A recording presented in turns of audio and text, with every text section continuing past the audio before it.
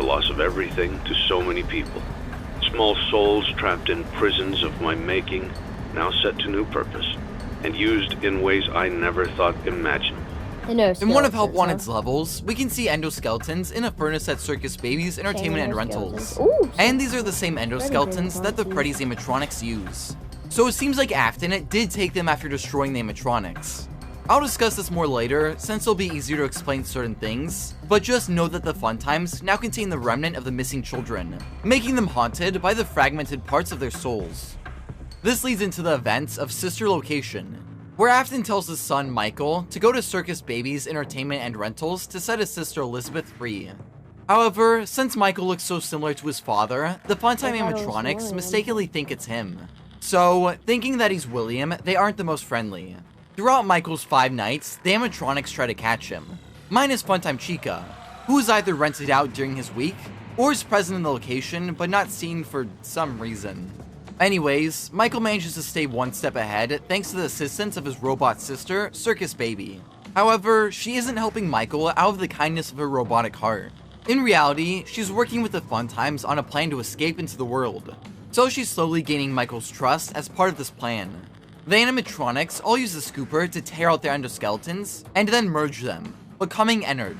Afterwards, they kill 2 technicians and hang them. Then on Michael's 5th and final night, Baby tricks him into entering the scooping room, where they use the scooper to remove his insides. Ennard then wears his body to escape the facility. However, as you can expect, Michael's body starts to decay, so Ennard escapes into the sewers. But thanks to the scooper injecting him with Remnant, Michael survives, albeit as a reanimated corpse. Sometime after Afton told Michael to go to Circus Baby's Entertainment and Rentals, he, for some reason, returns to the safe room, where he's confronted by the ghosts of his victims. With no way out, he jumps into a Spring Bonnie costume. As he laughs at the kids he's killed, the spring locks suddenly go off, impaling him inside of the costume. The spirits vanish as Afton writhes inside the suit. It's kind of ironic that if Phasma Entertainment used Edwin's safe spring locks, then Afton would have survived. Karma sucks, man. Also, if you're wondering why I put this after Sister Location, it's because Afton needs to be alive before that game to tell Michael to set Elizabeth free. Years later, a local amusement park creates a new attraction based on the tragedies at Freddy Fazbear's Pizza, named Fazbear's Fright, the Horror Attraction. It features relics from the old pizzerias, such as shells of the animatronics, posters, and props. A week before the attraction opens, the main gameplay of Five Nights at Freddy's 3 occurs, where we play as yet another security guard watching over the attraction. Our replacement Ralph, known only as Phone Dude, says he's in contact with someone who designed one of the pizzeria buildings, and apparently there's a boarded up room. This is clearly the safe room, but the fact that it's once again sealed up after Afton had it open implies that someone returned to lock him inside. The most likely suspect for this is Henry, since Afton killed his daughter and ruined his company. On night 2, Phone Dude says they found a real animatronic, and upon checking the cameras, we're introduced to Springtrap, the rotted remains of William Afton still trapped inside the Spring Bonnie suit. The Fazbear's Fright owners retrieved him from the safe room and took him to the attraction. Afton wastes no time getting back to murder, trying to kill the Fazbear's Fright guard, whose identity is never confirmed, but it's likely either Michael, or according to the books, some rando named Hudson. Assisting Springtrap's murderous goals are the Phantoms, hallucinations of burnt Freddy's animatronics. If they manage to attack the guard, some of the Fazbear's Fright equipment will malfunction, forcing the guard to reboot them.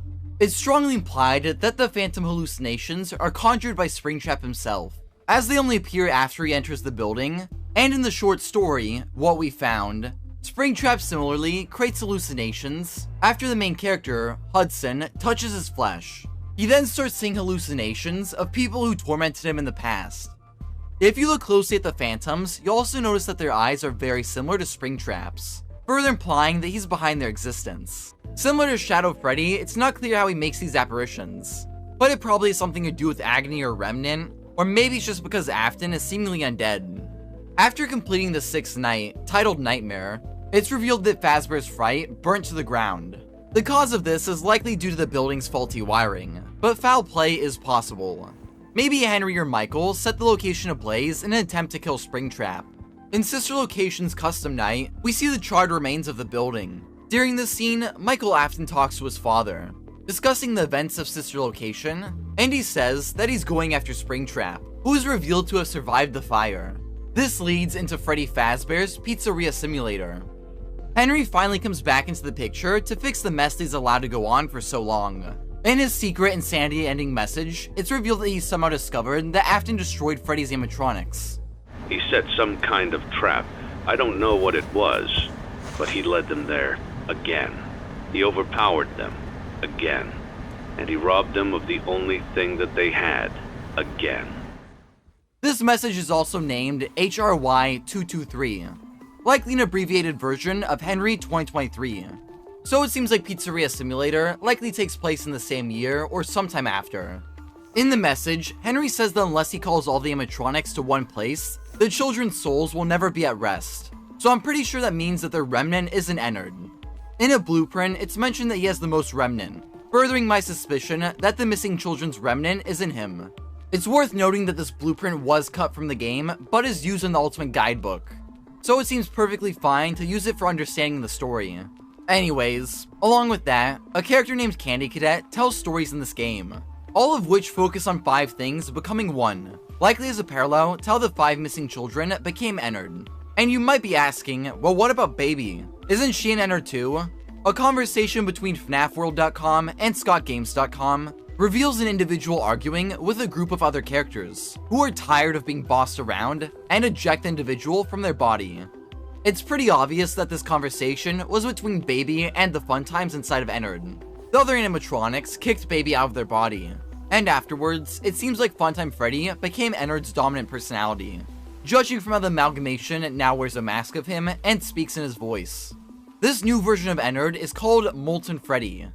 It's also worth noting that his model features Dripping Remnant, which matches up with its description of bubbling liquid mercury from the Fazbear Frights books. Anyways, after being ejected from Ennard, Baby's put herself back together using Scrap, and is now known as Scrap Baby.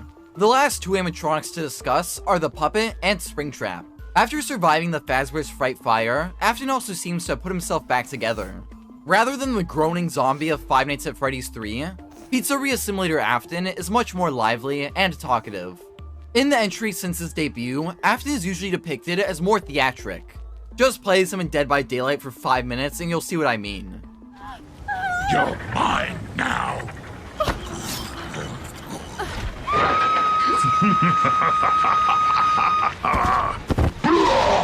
But if you don't have that, then just listen to this line from the 4th closet. When I called myself Springtrap, I was ecstatic with power, delirious over my newfound strength. Along with his newer personality, his appearance is drastically different. And according to Scott Cawthon himself, there's a lore reason for this. So Afton likely replaced his burnt costume with a different Spring Bonnie suit. Another possibility is that Scott just decided to redesign him. Anyways, the puppet is for sure in a new suit, named Lefty. This animatronic bear was designed by Henry to capture the puppet and bring her to his pizzeria, named Freddy Fazbear's Pizza Place. This location is opened and managed by Michael Afton. Henry then calls all the animatronics to the pizza place, with Scrap Baby under the impression that her father had summoned her to claim new victims at this pizzeria. Each night, the animatronics appear in the pizzeria's alleyway, and Michael salvages them. After bringing the animatronics in, they'll begin to terrorize him during the game's office segments. After salvaging all 4 of the haunted animatronics and surviving Saturday, Henry finally enacts his plan. It's revealed that he called the animatronics together to burn them inside of the pizzeria.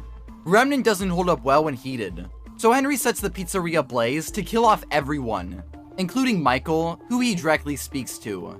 And to you, my brave volunteer, who somehow found this job listing not intended for you. Although there was a way out planned for you, I have a feeling that's not what you want.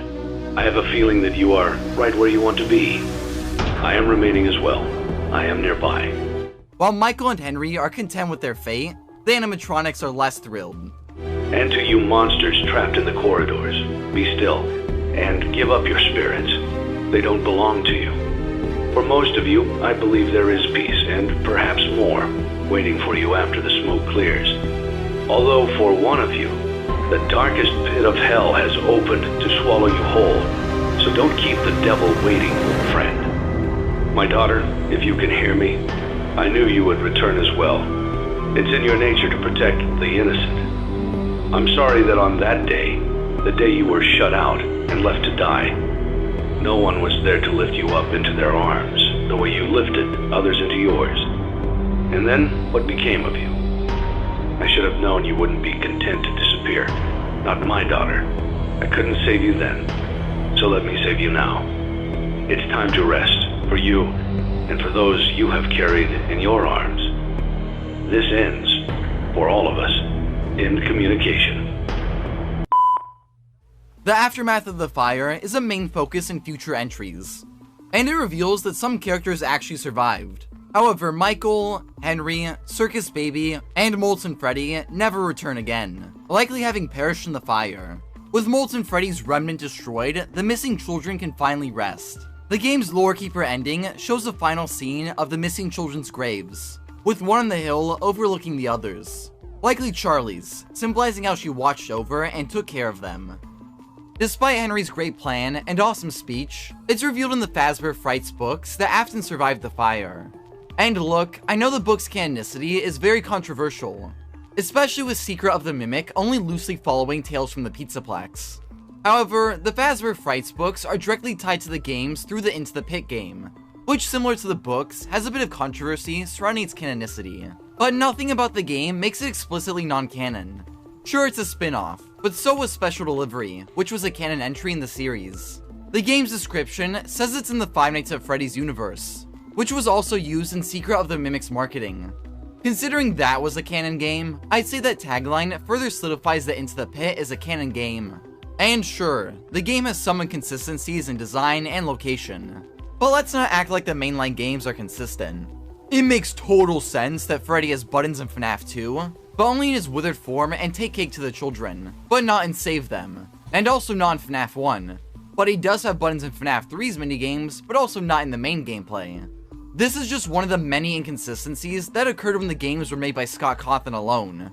Into the Pit was developed by a whole other team at MegaCat Studios, so it seems perfectly reasonable that there may be inconsistencies between their game and Scott Cawthon's games. Anyways, canonicity rant aside, since it seems like Into the Pit is canon, then that also means Afton's role in the books is somewhat canon too. The game not only references one of the stories he's in, the man in room 1280, but the Stitch Wraith also appears in the game. And in the books, Afton serves as one of the main antagonists in their storyline, which we'll focus on later. It is worth noting that Into the Pit doesn't exactly follow the original story, and it doesn't look like the Fetch game will either. So just note that future Fazbear Frights games will likely play out somewhat different from the original stories. The books aren't one for one with the events in the games, but the events of the stories translate to the games with roughly the same plot, characters, and story beats. So again, the Frights games likely won't have the same events as the books that we're about to discuss, but it should be close enough.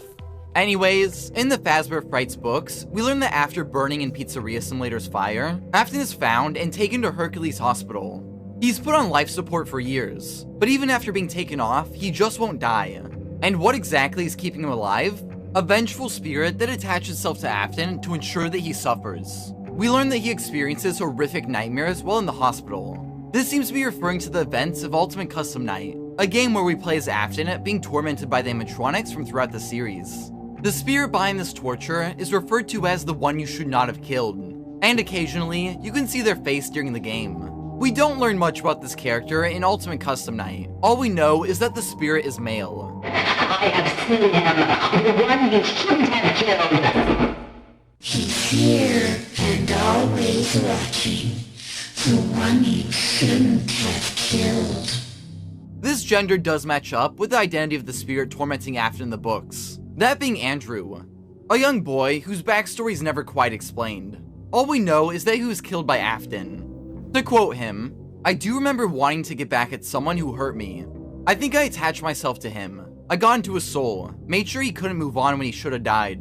I remember I wanted him to suffer the way he made me suffer, but I don't remember what he did. I just know that I hung on, no matter what they did to him, to try and save him. I wanted him to hurt." This is very similar to what the vengeful spirit says in Ultimate Custom Night when he talks through the mediocre melodies. While these stolen MCM characters have mostly goofy dialogue, sometimes they get much more disturbing. When this happens, you can hear a voice repeating what they say, that likely being the vengeful spirit puppeting them. and their dialogue sounds a lot like Andrew. He tried to release you. He tried to release us. But I'm not gonna let that happen. I will hold you here. I will keep you here.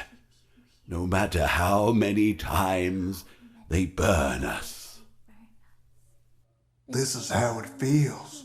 And you get to experience it over and over and over again. Forever. I will never let you leave. We've only just begun. I will never let you leave. I will never let you rest. Both Andrew and the one you should not have killed are hell-bent on making sure Afton can't move on, and that he suffers. So it seems like the identity of the one you should not have killed is Andrew himself. It's also likely that Andrew is the 6th kid that Afton killed at Freddy's in 1985, and the bonus Afton victim revealed in Toy Chica the high school years. I just think it's reasonable to assume that Afton's 6th mystery victim introduced in Ultimate Custom Night is the same mystery victim tormenting him in that game. I also know that a lot of people think the one you should not have killed is Golden Freddy, aka Cassidy. However, Cassidy is depicted as a girl in the 4th closet and returned to the pit, so she can't be the one you should not have killed since they're male. A lot of people like the idea of Golden Freddy being the one tormenting Afton, and therefore can be reluctant to accept Andrew. So I want to bring up this quote from Scott Cawthon. Very few people will likely ever feel completely satisfied, as there are just too many headcanons out there and so many great ideas on where the story could go. But I think there are good things to be found for people who are looking. All I can say is that some questions will be answered, even if it may not always be the answer you wanted. Be patient. Let me at least say this. Future games will look forward, but look to the novels to fill in some of the blanks of the past. This quote is very clearly saying to use the books to solve the story, even if those answers don't fit your ideas or headcanons. And Scott even confirmed that he's referring to the Fazbear Frights books. I'm pretty sure he had Andrew in mind when writing this, considering how the community has reacted somewhat unsatisfied and reluctant to the idea of him tormenting Afton. But that's not to say that Golden Freddy doesn't play a role in Ultimate Custom Night's story. If you set Old Man Consequence's AI to 0 and catch a fish, you're transported to his lake from Fnaf World, and you play as a Freddy sprite. While in the zone, you can hear distorted sounds, which turn out to be Afton screaming, likely as Andrew torments him.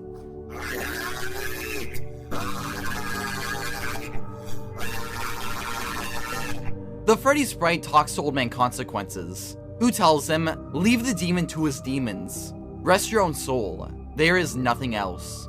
After being told this, you can submerge the Freddy sprite in the lake, which results in the game crashing. The other ending connected to Golden Freddy can be obtained after watching all of the game's intermissions and achieving a score of 9,800 points. Once you do all of this, there's a cutscene of Golden Freddy shaking. Judging from Golden Freddy using his Five Nights at Freddy's 1 appearance, I assume that means that the Freddy sprite was Golden Freddy, since their designs match up, both having 2 ears. Withered Golden Freddy likely wasn't used for this cutscene since he's missing an ear, so he wouldn't have matched up with the Freddy sprite. Anyways, the bear shrinks into the void and disappears. There are a lot of interpretations as to what this means, but I think that after talking with Old Man Consequences and agreeing to move on, Cassidy/Golden Freddy is finally at peace, leaving Afton to be tormented by Andrew.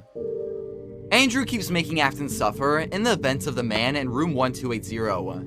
In that story, we follow the Hercules hospital staff and the priest surrounding Afton. The hospital staff tries to kill the evil man, but they're thwarted by Andrew, who manifests as a young boy wearing an alligator mask, likely meant to be some sort of version of Montgomery Gator, who was previously seen in Secret of the Mimic. This actually explains why Andrew speaks through the mediocre melodies in Ultimate Custom Night. In Secret of the Mimic, we see that Monty used to be in the Jug Band, which featured some of the mediocre melody members. Since Andrew wears a Monty mask, it makes sense that he'd be connected to the members of his original band and company. His Monty mask also makes him look similar to a child we see in Five Nights at Freddy's 3's minigames, possibly implying that they're Andrew. Anyways, in the story's ending, the priest, named Arthur, takes Afton to the Fazbear Entertainment Distribution Center as his last wish. Here he promptly explodes, spreading Andrew's anger throughout the items in the building. His soul ends up possessing an animatronic dog named Fetch, and Afton's spirit hitches a ride in Andrew's soul. This leads into the story, Fetch. However, in the Into the Pit game, the minigame featuring Fetch plays out very differently from his original story. And since Scott Cawthon and Mega Cat Studios have both heavily teased a Fetch game, I assume he'll get a video game adaptation that's different from his original story. To briefly recap that story, a boy named Greg finds Fetch at an abandoned Freddy's location. He connects the animatronic dog to his phone, and the robot starts following his commands, with some additional violence, likely due to Andrew and Afton haunting the animatronic. Fetch kills a dog, rips off Greg's uncle's finger, and the story ends with the implication that he's murdered Greg's crush. Again, this will likely play out very differently in the game adaptation. The Into the Pit minigame version of this story has us playing as a boy in Freddy's, that likely being Greg. We see a possessed Golden Freddy, which might imply that he didn't actually move on in Ultimate Custom Night. Anyways, after collecting 6 balloons, we put them in the room where Afton murdered his victims. Fetch is also in this room, and after exiting it, he violently mauls the player to death. That might mean that in the Fetch game, the animatronic dog will murder Greg in the ending. But again, we'll just have to see how things play out when the game releases. More importantly, this confirms that Andrew isn't just a parallel to Cassidy, as we see both Fetch, who is possessed by Andrew, and Golden Freddy, who is possessed by Cassidy, in the same minigame. So they both exist as separate characters.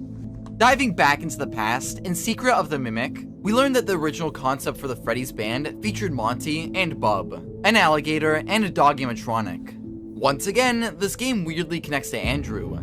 Monty and Bub both tie back to his appearances. He first wore an alligator mask before later possessing Fetch. In the game's storytime book, the gator character is also referred to as an angry gator, and the dog is called a pesky puppy, matching up very well with Andrew's vengeful and troublesome behavior. Eventually, Fetch breaks down in a storm and ends up in the hands of a scientist named Dr. Fnaf, who attaches Fetch's battery pack to an endoskeleton as part of an experiment regarding the power of human suffering, or agony as it's often referred to as. He then removes the head from a doll named Simon, who formerly belonged to a boy named Jake who had cancer. The doll was made to represent all of the adventures that Jake wanted to go on if he was healthy. But tragically, he died, and possessed the doll, which, in the present, has its head attached to the endoskeleton. This animatronic, known as the Stitch Wraith, now contains the souls of Jake, Andrew, and Afton. Jake reaches out for Fnaf, only for the man to painfully die, withering and being left with black tear streaks running down from his eyes. This happens a couple more times with various humans throughout the books. This is because Andrew and Afton both have some influence over the Stitch Wraith too. Andrew says that he wants to scare people and give them a zap, but not murder them. Jake thinks that maybe someone else is in the animatronic with them, and they're the ones killing people. Because of that, I'm going to assume that Afton is the one murdering these people who are touched by the Stitch Wraith. Neither of the boys possessing the animatronic fully remembered their life. Jake says he was sick, and Andrew recounts his time tormenting Afton, and arriving at the Fazbear Entertainment Distribution Center, where he infected all of the items there and possessed Fetch. Jake decides that they need to track down all these infected items and stop them from hurting people. Over time, the Stitch Wraith collects various characters from throughout the Fright series who were infected by Andrew's agony. These include the plush Trap Chaser from Out of Stock, Ella from 1:35 AM, Foxy from Step Closer, and the remains of Fetch, since he's mentioned later to have been collected by the Stitch Wraith, even though Phineas already disassembled him. Now, let's dive into the pit. No, not the short story, or the graphic novel, or the interactive novel. I'm talking about the full game developed by Mega Cat Studios. If you're confused as to why I put this after Fetch and the Stitch Wraith being created, it's because in this game, there's an Easter egg where you can see the Stitch Wraith, meaning that he's already been built. However, a lot of evidence also points to this being before Five Nights at Freddy's 3, such as some of the props from that game still being in an old Freddy's location, and the safe room being sealed up. But because of the Stitch Wraith's appearance, and because most of Frights is after Pizzeria Simulator, I'm gonna say this is where it fits in the timeline. However, the events that led to the Stitch Wraith's creation in the games could have been entirely different. I assume they're mostly the same, but we'll just have to wait and see for sure. This entry follows Oswald, a boy who lives in a town where pretty much everything is dead. Over the summer, his dad drops him off at Jeff's Pizza, which is the original 1985 Freddy Fazbear's Pizza, now owned by some guy named Jeff. One day, Oswald decides to hide in the establishment's ball pit. However, when he emerges from the pit, he's in the 1985 version of Freddy Fazbear's Pizza. A lot of fans incorrectly assume that this is time travel, and you'd be forgiven since the interactive novel adaptation of the story does actually include time travel. But no, it's basically a ghost world. It's explained more in the later epilogues, but it seems to be a graveyard for the victims of Eleanor, a character who we'll focus more on later. The victims' memories are interwound in the ball pit, so when Oswald entered it, he traveled into a supernatural recreation of the past. It's shown in this game, and the epilogues, that the ball pit realm still has effects on the real world. Items can be carried between worlds, and events in the ghost realm can carry over to the real world. Anyways, here, Oswald encounters a monstrous representation of Afton's evil, known as the Yellow Rabbit or Yellow Thing. This creature is born from the agony of Afton's crimes. In one of the endings, you can even see black tears dripping from his eyes, which are often used to represent agony. The Yellow Thing also appears to be a living organic creature, sporting flesh and fangs. The creature recreates Afton's murders in the ghost realm, and tries to add Oswald to its list of victims, but he manages to escape back to reality. However, the Yellow Thing follows him through and drags his dad into the pit. He then replaces him in the real world, with everyone but Oswald seeing him as his father. Oswald sets out to save his dad, returning to the Freddy's realm to find him. Throughout the game's 5 nights, he has to survive the Yellow Thing, Freddy, Bonnie, and Chica. You might have noticed that Foxy isn't in this game, and an interesting theory suggests that's because Oswald is experiencing the 1985 Freddy's from the memories of Fritz, the kid who possessed Foxy. This is implied in one of the endings, where the Yellow Thing catches Oswald, and when he wakes up in Freddy's, all the animatronics are friendly. His name in the dialogue boxes gets more and more distorted, until his eyes start glowing like the Yellow Thing, and the achievement icon implies he's become an animatronic too. Interestingly, Oswald stops right in front of Pirate's Cove, further implying that the ball pit world is based around the memories of Fritz, explaining why Foxy is absent, and why it seems like Oswald becomes him in this ending. Anyways, back to the main gameplay. Oswald finds more of the creature's victims at Freddy's, but luckily, he's able to save them. On the 5th and final night, he enters the party room, which is likely just a redecorated safe room judging from the keycard required to get in, and the fact that it's sealed up in the present, which is what happened to the safe rooms following Afton's murders. In this room, Oswald saves the final still living child, and if the player has found all of his dad's items, then he'll discover a picture of Henry and Afton. This item is crucial for the 3-star ending, which appears to be the canon route. A vent in this room leads to a secret room, where Oswald's dad is being kept. He unties him, but the Yellow Thing enters the room and drags him away. Oswald rushes after them. He punches the rabbit, and as he's running to his dad, he drops the photo of Henry and Afton. The Yellow Thing picks it up, and seeing the man he's representing makes him go a little haywire, giving Oswald time to pull his dad back to the real world. The Yellow Thing follows them through and attacks Oswald, but he gets caught in the pit's netting. He frantically struggles until he's strangled to death. After the creature's defeat, Oswald's dad recovers, and they both apologize to each other.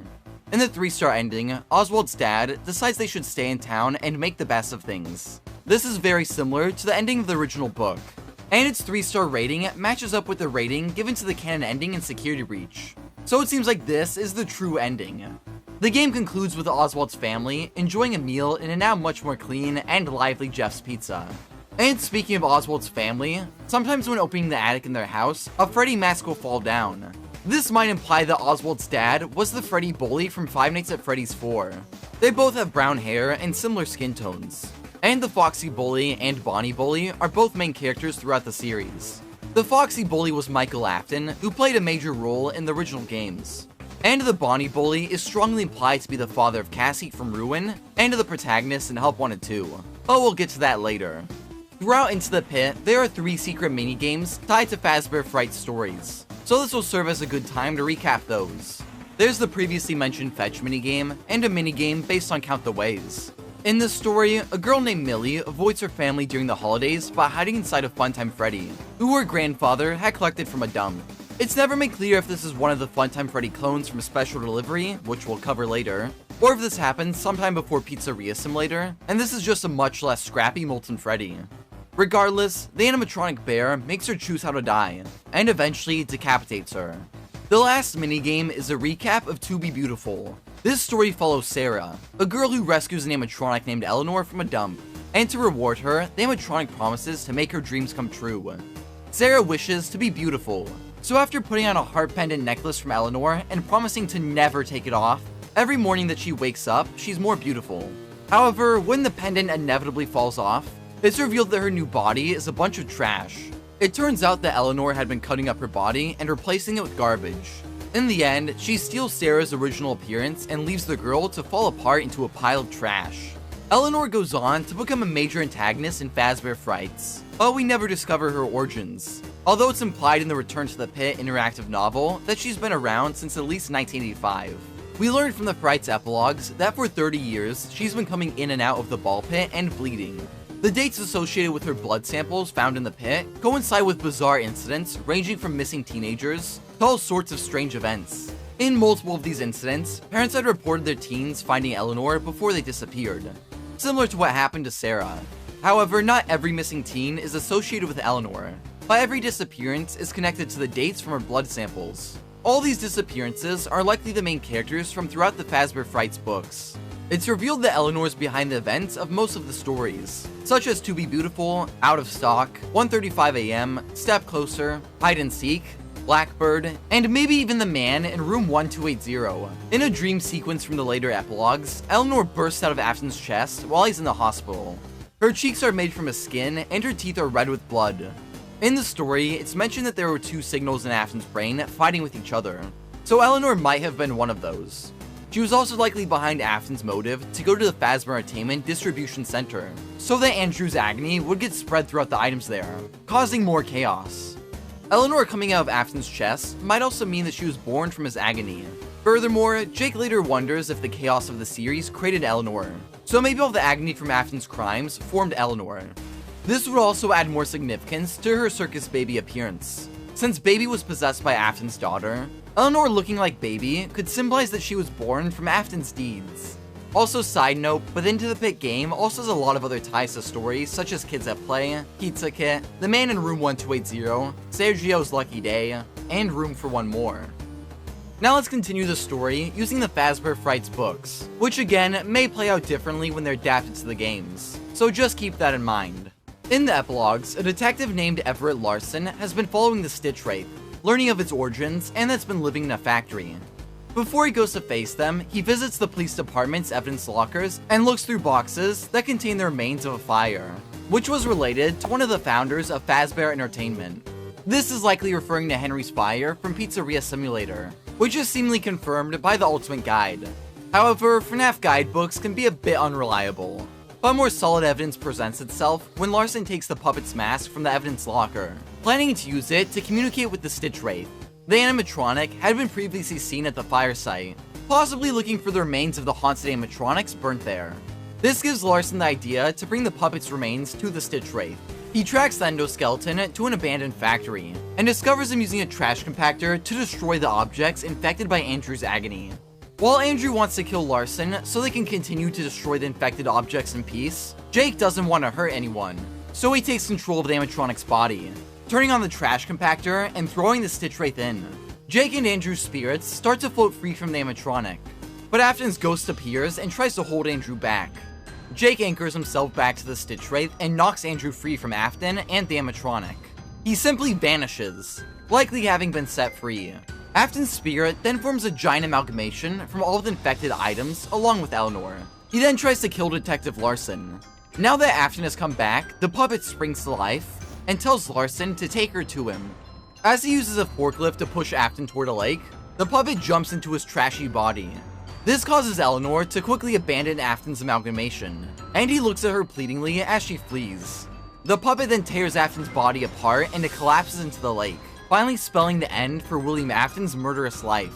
The puppet's mask also falls into the lake, signifying that she's at rest. While this victory against Afton is monumental, Jake realizes that he wasn't as strong as he had acted. In fact, he was barely clinging to reality, so Henry's plan wasn't all in vain. And just to reiterate, the only reason Afton survived that fire was because Andrew was keeping him alive. Anyways, it turns out that Eleanor had been powering Afton, but it seems like the puppet's arrival scared her off, causing her to abandon the amalgamation. During the fight, both Jake and Larson had been infected with Eleanor's agony by Afton. Eleanor had retrieved it from Jake herself, and he now has to burn the agony infection out of Larson. This makes the detective figure that the Stitch Wraith isn't all that bad, and he starts to experience strange visions of memories. The Freddy's band performing in the 80s, a movie theater, hanging out with friends that aren't his, and in between all of this, he sees the same thing, the ball pit. It seems like these visions are memories of Eleanor's victims. whose spirits are trapped in the pit. In fact, the 80s Freddy's memory that Larson saw is likely the same memory that Oswald experienced during Into the Pit. Larson formed some sort of connection to the pit's spirits when he was infected by Eleanor's agony. He eventually tracks the ball pit to Jeff's Pizza, although it's not exactly clear if the restaurant is still open at this point. He scrapes blood samples from the pit, and learns about Eleanor's past and her connection to the missing teens throughout the series. Speaking of Eleanor, currently she's gaining Jake's trust by appearing as a runaway girl. He helps get her back home to the house of Dr. Talbert, a friend of the deceased Dr. Phineas, and a remnant specialist who had been called in to help investigate Eleanor's crimes. When Talbert's daughter Renelli was younger, she was very sick. So he made her a heart pendant necklace using remnant so he can never lose her entirely. It's very likely that this is the same heart pendant that Eleanor gave Sarah. Detective Larson also noticed Eleanor wearing it in crime scene photos, and she wears it in the present. We learned from Eleanor that 2 years prior to the present events, Renelli's mother died. Talbert couldn't deal with this and he focused on his work. He sent Renelli off to a school for troubled kids, but when she got out, she stole his money, and he retaliated by kicking her out. It can be assumed that when Renelli was homeless, she lost the heart pendant necklace, and it was discovered by Eleanor. It seems like the remnant contained in this pendant gives her the power to carry out all of her crimes throughout the series and feed on the human suffering she creates. Speaking of which, she morphs into Talbert's daughter to trick him into giving her remnant, which makes her much more dangerous and powerful. Larson shows up at Talbert's house too, but using her remnant powers, Eleanor knocks him out and traps him in a dream, playing her greatest murder hits. However, Larson manages to repeatedly fight and defeat Eleanor in this weird dream realm. He then returns to the pit in this world and enters a new memory at a different time, where he once again fights the clown monster. The repeated defeats weaken Eleanor, allowing Jake to access her memories and stuff her in a moment of seething anger and anguish. He then integrates her remains into the Stitch Wraith's body, trapping her as a passenger in the endoskeleton. 2 weeks later, with what little power remains in Fetch's battery pack, he takes their body to the ball pit to lay her to rest. After their body sinks into the pit, Jake's spirit helps give all the victims trapped within their happiest day. For example, in a recreation of the night Millie died, he leads her spirit to her family, giving her the Christmas that Funtime Freddy robbed her of. Also, considering Millie's spirit is trapped in the pit, it's likely that Eleanor was responsible for the events surrounding her death and Count the Ways. But if the theory that the ball pit also contains Fritz's memories is correct, then maybe the spirits and memories in the pit aren't just Eleanor's victims. But speculation aside, all of the balls in the pit light up with their own happy scene, finally putting all these victims to rest. Following this, we get a final segment with Larson once again at Dr. Talbert's house, now asking what remnant is. After Talbert explains the supernatural conducting metal, he gives Larson the heart pendant necklace. Larson asks what exactly the pendant is haunted by, but he receives no response.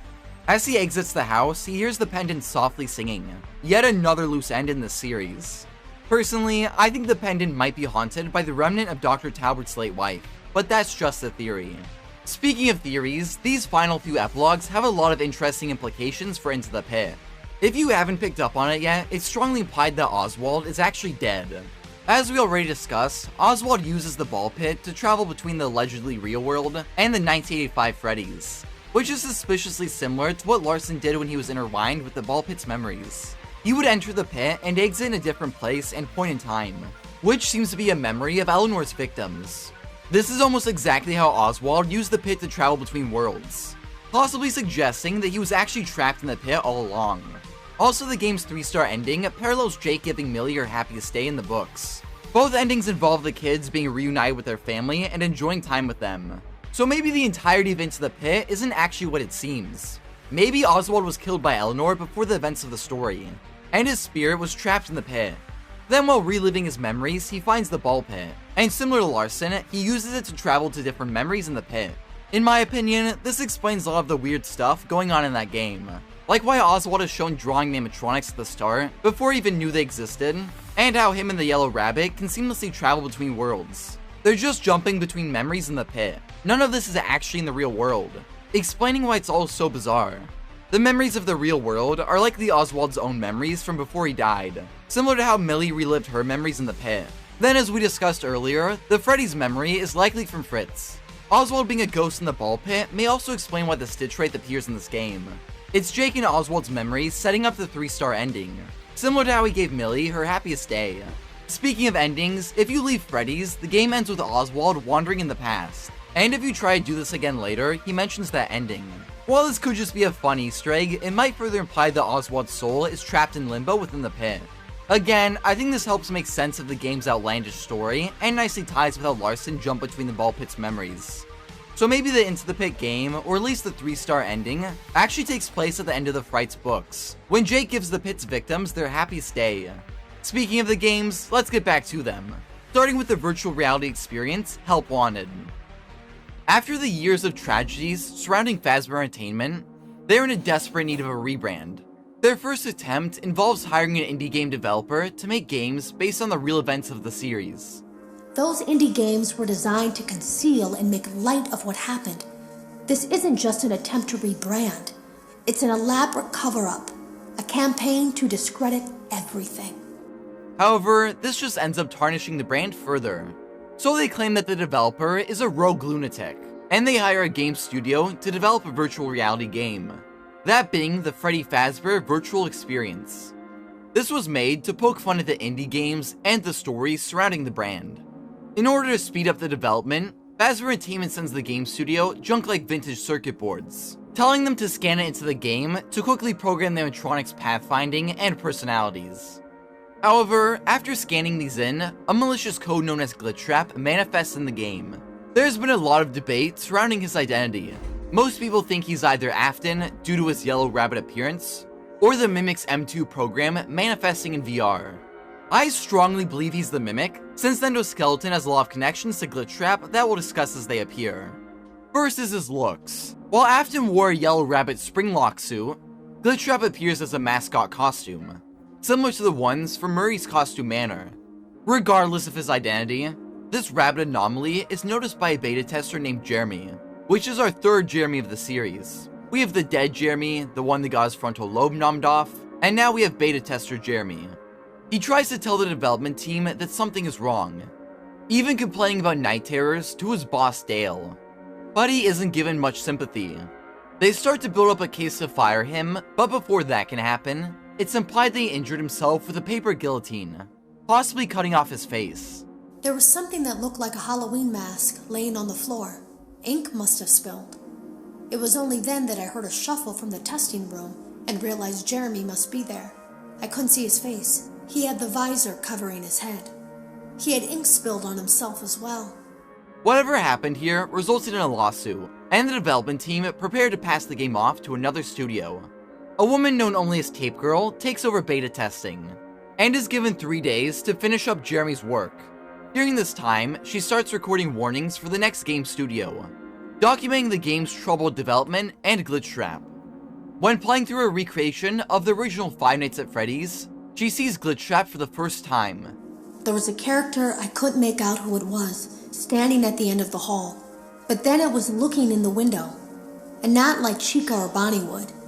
It was like it was actually looking in the window, seeing what I was doing. On her last day of beta testing, Glitch Trap is mysteriously absent, and after further inspection, she discovers that he attached himself to her recordings. Unfortunately, she stored them in a protected part of the game, so she's unable to delete them. But to stop Glitch Trap, she fragments the tapes, breaking him up along with them. Afterwards, the game is passed on to the next studio, where a new beta tester named Vanessa takes over. As Vanessa tests the game, she finds Tape Girl's logs, and begins to collect them, unknowingly resembling Glitch Trap. As she finds more and more, he becomes clearer and gets closer to her. You can even hear him mimicking Tape Girl's voice, further implying that he's the Mimic. Speaking of which, in the final level, Pizza Party, Glitch Trap recreates Afton's murders and stuffs Vanessa and Freddy Fazbear on stage.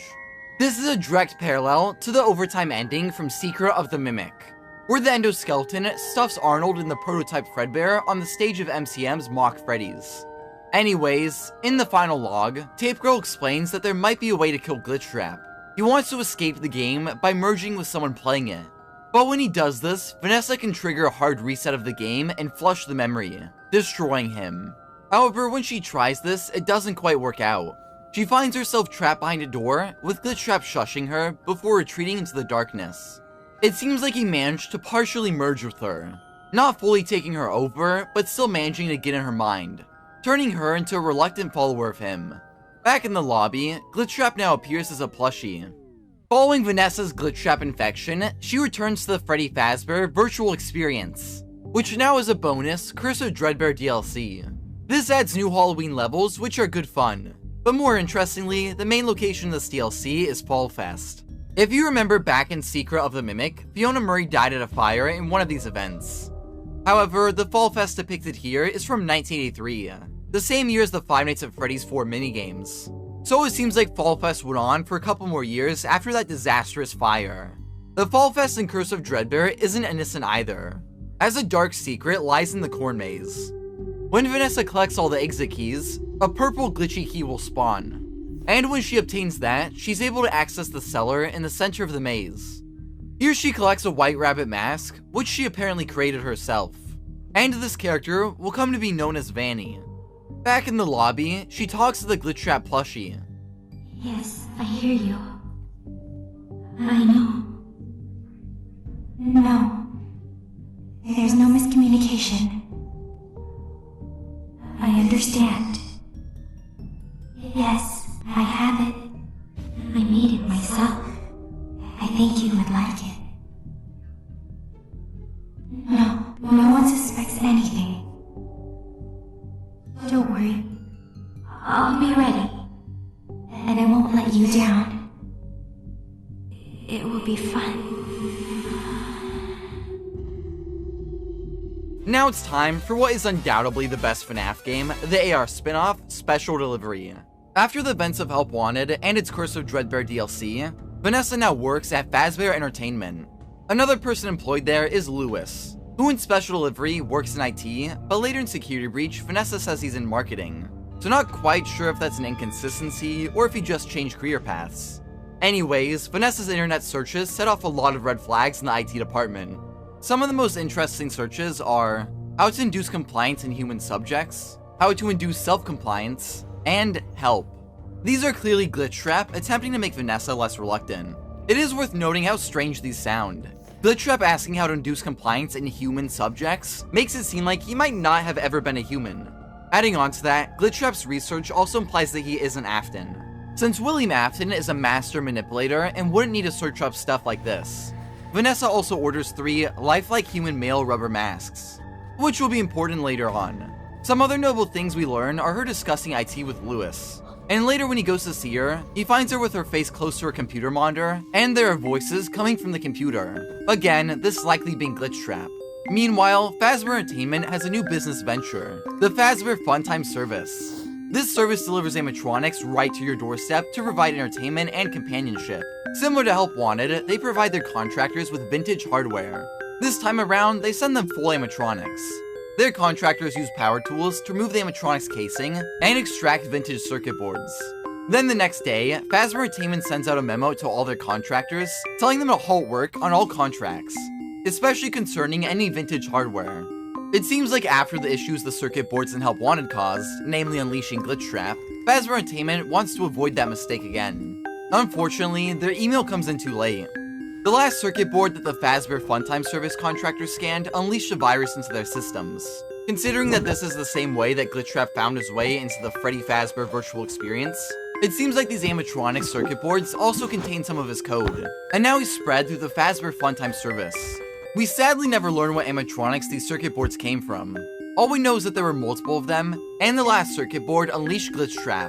Anyways, this leads into the main gameplay of Special Delivery, where the service's animatronics begin hunting down the people renting them, likely due to Glitchtrap's malicious influence. The featured characters in the evil delivery service are Freddy, Bonnie, Chica, Foxy, Golden Freddy, Endo01, all of the toy animatronics, Plushtrap, Jacko Bonnie and Chica, Circus Baby, Funtime Freddy, Ballora, and a bunch of wacky skins or character variants.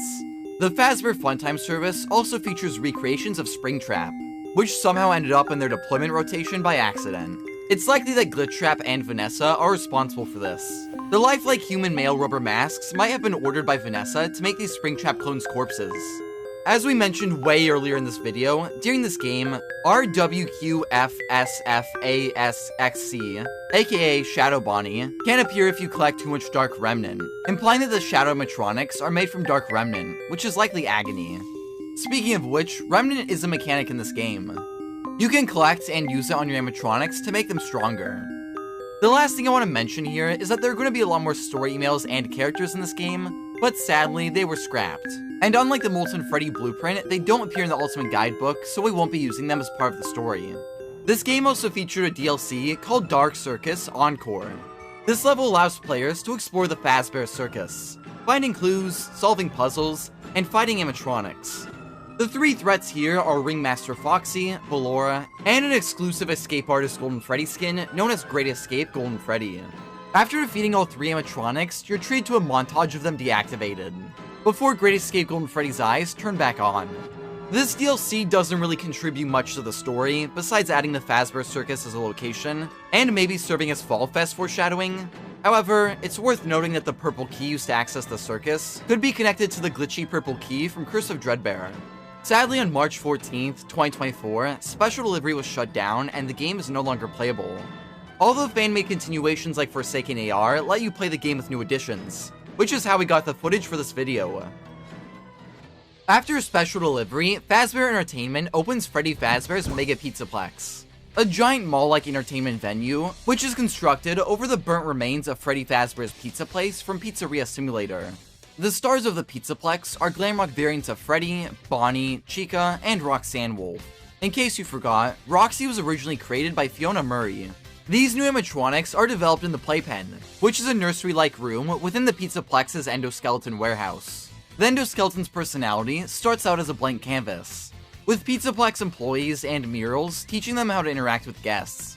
Their motivation chips encourage the endoskeletons to develop their own personality, so they can become the next Pizzaplex star. Speaking of the animatronics, it's strongly implied that Glamrock Freddy and Bonnie developed a romantic relationship. In Ruin, there's a poster from Freddy in Bonnie's green room that reads, "You and me, forever and ever. Love, Freddy." The two also wear matching earrings, further implying that they might have been in a relationship. The Pizzaplex has other animatronics such as DJ Music Man, the Daycare Attendant, and Montgomery Gator, all of which are also characters from Murray's Costume Manor. DJ Music Man is a giant spider-like variant of Music Man, who appears to have been based on the Big Top from MCM. The Daycare Attendant's moon appearance is also very clearly based on MCM's Sleepy Moon mascot, and their sun personality is based on MCM's and F10&4's sun character. Last, but certainly not least, Montgomery Gator is a new version of Jug Band Monty, who was also supposed to be a part of the original Freddy Fazbear's Pizza. Eventually, Fazbear Entertainment introduces the staff bots to the Pizzaplex. These animatronics replace all the human staff, and they appear to be based on Edwin Murray's Digityper bots. The Pizzaplex's wet floor bots also seem to be based on the Cleanovac. All of these characters are side attractions, but Monty strives to become a star. One night, Glamrock Bonnie wanders into Monty Golf, and it's strongly implied that he's destroyed by Monty. His broken body is covered in slash marks and green paint, and his glasses even seem to have been stolen by Monty. One of Ruin's game designers, Julia Redden, also seems to have confirmed that Monty killed Bonnie. After Bonnie's destruction, Fazbear Entertainment replaces him with Monty, and makes a cover-up story saying that Bonnie left the band and passed his role onto Montgomery. It's also worth noting that this conflict between an angry gator and a rabbit seems to be a parallel to Andrew and Willie Mafton. Unfortunately, the Pizzaplex has bigger issues than just Monty. Vanessa and Glitchtrap want to take over the establishment and use it as their new murder site. At Fazbear Entertainment, Vanessa has encrypted conversations with someone, likely Glitchtrap or Gregory, who is a young boy seemingly corrupted by Glitchtrap 2, which is implied in Tales from the Pizzaplex by his nickname at school being Dr. Rabbit, and him assisting Glitchtrap's takeover of the Pizzaplex, which we'll discuss more later. It is worth noting that one of Vanessa's encrypted conversations might have been what Lewis overheard in Special Delivery. He said there were multiple voices from Vanessa's computer, those possibly being Glitchtrap and Gregory. Both of Glitchtrap's followers have therapy sessions, with Vanessa's being company mandated, and Gregory being the therapist at school where they work as counselors. Each time one of the therapists gets close to uncovering Glitchtrap's plans, Gregory lures them to the Pizzaplex and he kills them, either by using the animatronics or some sort of machinery, and eventually he ends up with a new therapist, who he'll inevitably end up killing. We also learn from these therapy sessions that as a child, Vanessa's dad named Bill made her follow instructions to make her mother look bad during their custody battle. Her mother lost custody, and it's implied that after losing her daughter, she tragically took her own life. It's revealed that whoever Vanessa is communicating with has hacked her personal files, likely using all those traumatic details about her dad to further manipulate her. Vanessa says she's compartmentalized her feelings relating to her father, and since she hasn't resolved those, it likely allows Glitchtrap to easily manipulate her. She's also been purchasing fur to make a costume, which could be connected to those rubber masks that she ordered in special delivery. When the therapist asks further, she freaks out, saying someone would always be watching, likely referring to Glitchtrap and Gregory keeping an eye on her. During this time, the Pizzaplex is hiring a chief security officer, and they interview Vanessa. There's a recommendation for her that comes from the top of Fazbear, but despite that, the interviewer doesn't think she fits the job. However, their message is marked for deletion, and as shown in Security Breach, she ends up getting the position. The recommendation for Vanessa likely came from Glitchtrap and Gregory hacking Fazbear Entertainment, and they probably deleted the message denying her the job. Sadly, not even a new workplace can turn around Vanessa's luck. After reviewing communications going in and out of the building, the Pizzaplex technicians discover Gregory manipulating someone, likely Vanessa. They also catch him on the security footage talking to something with rabbit ears, possibly Vanessa wearing the costume that she had been working on, known as Vanny. Vanny is her own rabbit persona that she created back in Curse of Dreadbear, and is seemingly based on David's white tiger plush from Secret of the Mimic. Back in Help Wanted, when talking about Vanny, Vanessa told Glitchtrap, I made it myself. I think you would like it. This is even more interesting when you notice that the Vanny costume's coloring, paws, and eyes are very similar to David's tiger plush, possibly meaning that she based the costume on the doll to appeal to Glitchtrap, who again is probably the Mimic. Anyways, the Pizzaplex technicians are struggling to fix some serious glitches with animatronics that make them act eerie. According to the current therapist, the glitch went system-wide and is broadcasting a very dangerous message. The technicians trace the glitch back to its origin, and it leads them to Gregory, revealing that he's responsible for the Pizzaplex's glitches. When they're close to fixing the glitch, he turns into a set of subroutines in the animatronic systems, seemingly allowing him to control the bots. While the animatronics continue to behave normally, they've secretly been turned into Glitchtrap's minions. Along with that, the Pizzaplex has wind-up Music Men prototypes on display, but they're stolen. Vanessa claims that there's no sign of a break-in, so it's likely that she took them herself and covered it up. Pizzaplex employees report hearing loud clanging, banging, and scraping noises from the vents. And in Security Breach, we see that the cause of this is the wind-up Music Men. It seems like Gregory or Vanessa made them hostile, and unleashed them into the Pizzaplex vents to assist with their crimes. Glitchtrap also influences the Pizzaplex's endoskeletons by having one of his followers mess with their learning murals, teaching them to avoid taking care of children and instead harm them. Now onto the more messy parts of the Pizzaplex's story. We learn from one of Security Breach's endings that Vanessa used Freddy to clear a path into the pizza place, which now resides in a sinkhole under the Pizzaplex. It's never made clear why she did this, but the same ending sheds some light on the sinkhole, and reveals that there are two characters residing down there.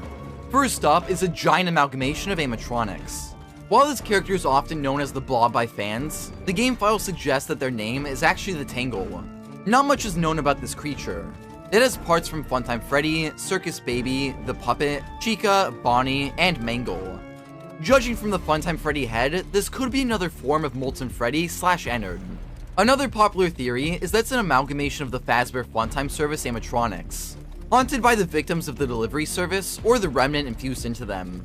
However, the Pizzaplex's Rockstar Row display cases have missing props, possibly implying that the animatronic parts were instead stolen from there and attached to the Tangle. But these could just be where the wind-up Music Men were displayed. The tales from the Pizzaplex books imply that the Tangle is possessed by the Mimic's victims.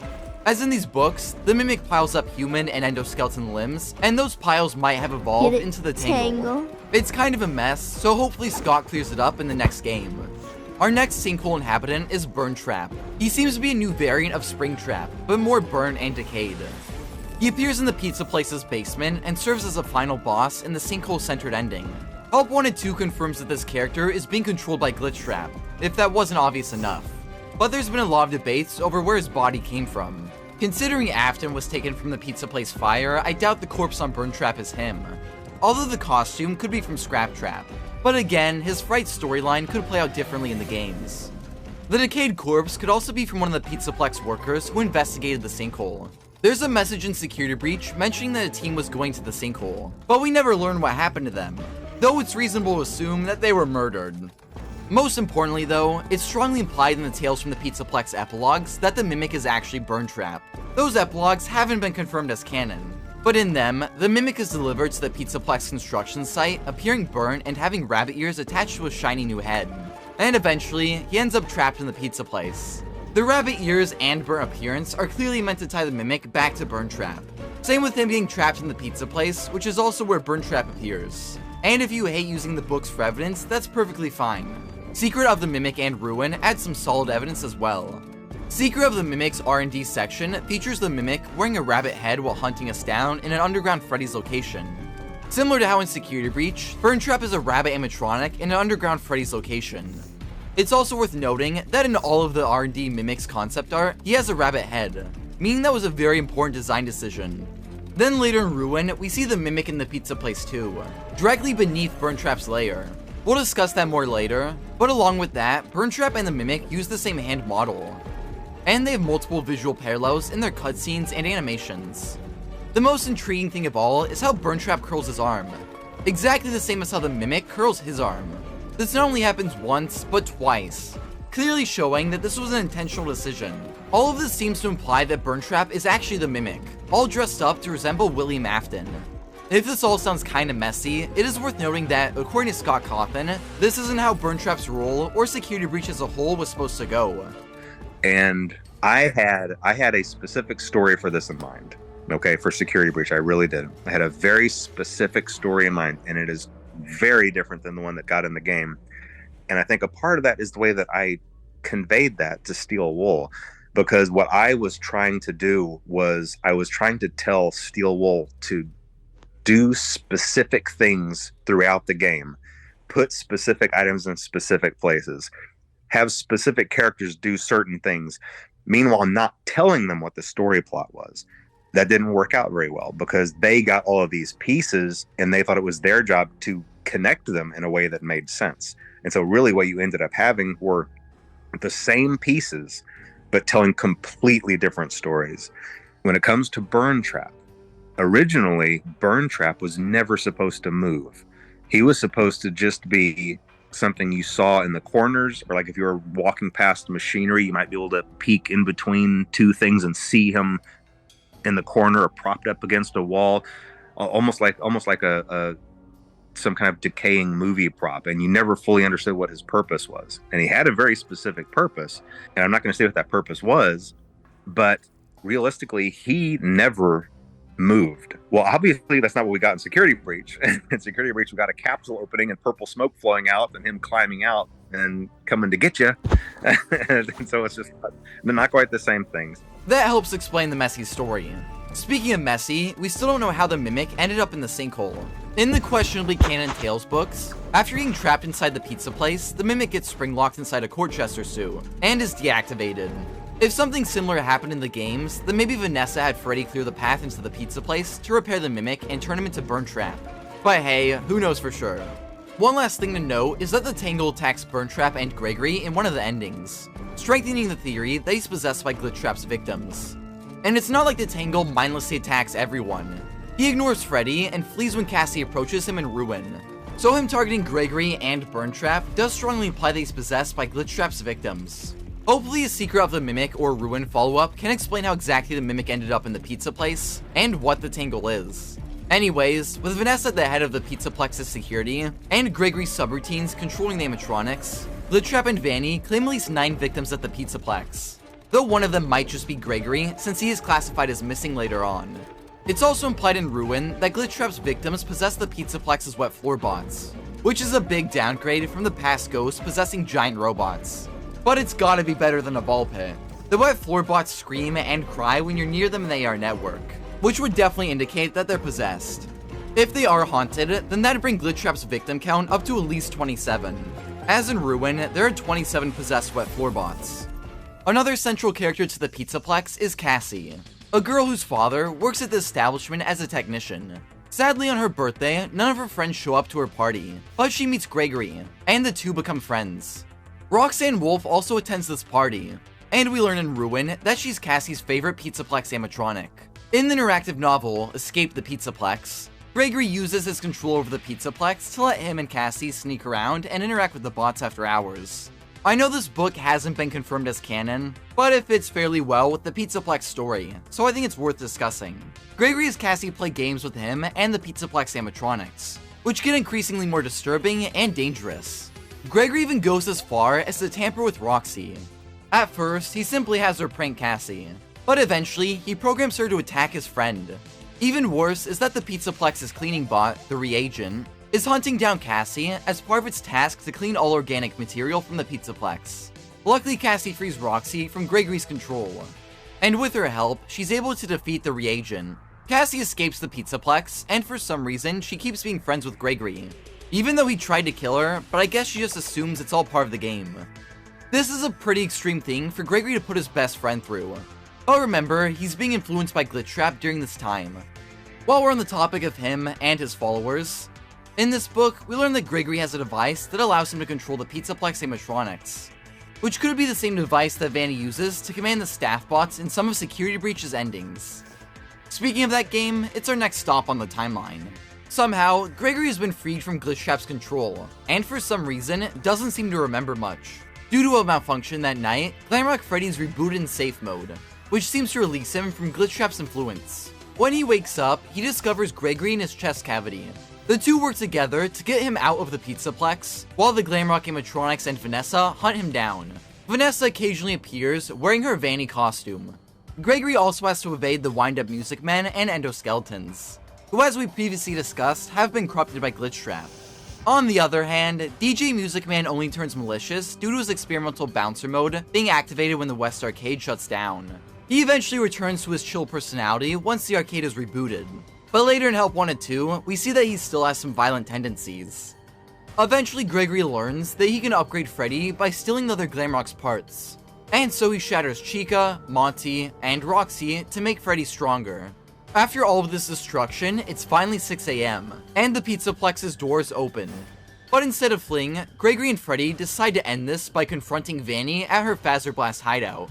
However, the two are ambushed by staff bots, who Vanny commands to disassemble Freddy. Gregory escapes, and after fleeing the Rabbit Lady and the other bots, he reaches her hideout. Here he discovers Princess Quest 3. The Princess Quest series of arcades seem to contain fragments of Glitchtrap's code, which are destroyed upon completing each arcade. To play the third one, you need to complete parts 1 and 2 prior to confronting Vanny, which luckily, Gregory's already done. The third arcade sends us back to the Freddy Fazbear virtual experience from Help Wanted, where Gregory collects Glitchtrap's plushie from the pizzeria and Vanny's mask from the corn maze. He can use these to obtain a purple rabbit key, which lets him go backstage, revealing the other side of the door that Vanessa was trapped behind in Help Wanted's ending. Gregory opens it, which releases Vanessa from Glitchtrap's influence. All of the staff bots deactivate, and together, Gregory, Vanessa, and Freddy's decapitated yet still functioning head leave the Pizzaplex together. If you're confused as to why this is the canon ending, later in Ruin, we can discover comics drawn by Gregory, which depict all of Security Breach's endings except Princess Quest. This seems to indicate that most of the endings are just fiction made by Gregory, but since there's no comic for the Princess Quest 3 ending, it must be the canon route. Sometime later, the Tangle tunnels out of the sinkhole and into the Pizzaplex. It destroys the building, and even though Phasma Entertainment tries to rebuild the establishment, it's ultimately left to rot. It's implied that around this time, Gregory and Vanessa return to trap the Mimic. This is subtly hinted at throughout Ruin, with Gregory's comics being found throughout the abandoned Pizzaplex, and Burntrap's handprints being added in the sinkhole. All of these details paint a pretty clear story. After Security Breach, the Mimic, still wearing the Burntrap appearance, wakes up in his charging pod and exits his lair through the vents. Evident by his charging pod being empty in Ruin and a handprint appearing on the vent. The print even matches up with Burntrap's sharp claws and dull bone fingers. Around here, Gregory enters the sinkhole and goes further into the pizza place to set a trap for the Mimic. And we know Gregory was there, since in Ruin, you can discover a Glamrock Freddy backpack with his name on it. Gregory and Vanessa use Pizzaplex concrete to seal up a room where they plan to imprison the Mimic. Then using a pair of Roxy and Freddy walkie-talkies, they set a trap for the animatronic. The Freddy walkie-talkie is left inside the prison and used as an audio distraction to lure the Mimic inside. It crawls into the room using an old vent, and upon realizing the trap, it quickly attempts to escape. Its burn trap hand scratches up the vent as it tries to leave, but just like in Secret of the Mimic's chases, the animatronic's weight causes the vent to collapse, severing the burn trap hand and damaging its arm. In Ruin, there's visible damage around the arm, and since the last time we see the handprint is in the collapsed vent, it makes sense that this is when it broke off. However, it repairs itself with a new hand sometime before Ruin. Speaking of repairs, it is a good time to discuss just how different the Mimic looks. While his appearance in Secret of the Mimic was bare bones, he's now much more constructed and bulky. It makes sense that he looks different considering that game was over 4 decades ago, but there's been some debate over how he developed this new look. Some people think that Phasma Entertainment did eventually retrieve the Mimic and upgraded him. However, the Mimic could have also used the schematics that it stole to improve its body. We know the animatronic repaired himself after Edwin damaged him, so it's not too far-fetched to suggest that with his schematics in hand, he was able to upgrade himself on a grander scale. The most interesting detail in the Mimic's new design is the lack of his chest box, which contained a data dive report. In one of Secret of the Mimic's alternate endings, Arnold uses it to repair the Mimic, but in his new appearance there's a gaping hole in his chest where it used to be. It's likely that the Mimic tore off this box to prevent anyone from fixing him, solidifying that he's no longer just a copy of David and is content with his monstrous identity. Another interesting thing to note is that the room the Mimic is trapped in has multiple MCM costumes, which might imply that the burnt remains of Murray's costume manor are in the sinkhole too. Anyways, now that the Mimic is trapped, Gregory and Vanessa use a Pizzaplex forklift to bring the F10 and 4 computer down to the sinkhole. The machine is now much more worn, and has a Mex's label, instead of the F10 and 4 label seen in Secret of the Mimic. Since Arnold activated the Cradle program in that game's ending, Gregory and Vanessa use it to contain the Mimic. And in case you're confused by what the Cradle program does, F10 and 4 said that it would provide boundaries, keeping M2 and others safe. And Gregory explains it too. The Nexus security program was designed to keep it hidden. If you're also wondering why the Cradle doesn't just deactivate the Mimic, it's because F10 and 4 wants to protect M2, since she still views him as her child. Gregory and Vanessa use the Cradle to close the security door over the concrete, keeping the Mimic trapped, and to lock down the Pizzaplex by establishing security nodes in the AR network, which is a digital realm within the Pizzaplex that can be accessed by wearing the security mask. And despite its surreal nature, it still affects reality. The nodes in the network lock down areas that were previously accessible in Security Breach, most notably the sinkhole where the Mimic is trapped. The Cradle's security also unleashes the Mex's entity into the AR network,